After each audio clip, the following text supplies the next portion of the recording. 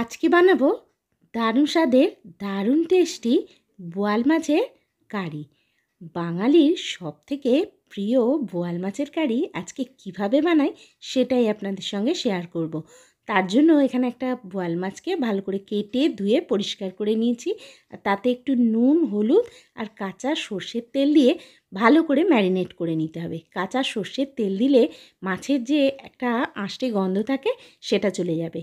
তারপর কড়ায় সর্ষের তেল গরম হলে মাছগুলো একে একে ছেড়ে দিলাম আর উল্টে পাল্টে ভালো করে লাল লাল করে ভেজে নিতে হবে।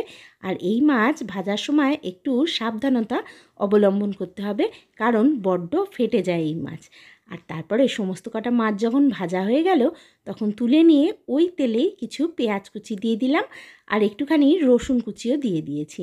দিয়ে একটু নাড়াচাড়া করে নিয়ে তাতে দিয়ে দিলাম একটুখানি নুন, হলুদ আর একটু লঙ্কার গুঁড়ো দিয়ে তাতে আগে থেকে আমি কিছুটা সর্ষে আর কাঁচা লঙ্কা একসাথে বেটে রেখেছিলাম সেইটা দিয়ে দিলাম আর খানিকটা জল দিয়ে ভালোভাবে এটা ফুটে উঠলে তারপর মাছগুলো একে একে ছেড়ে দিলাম।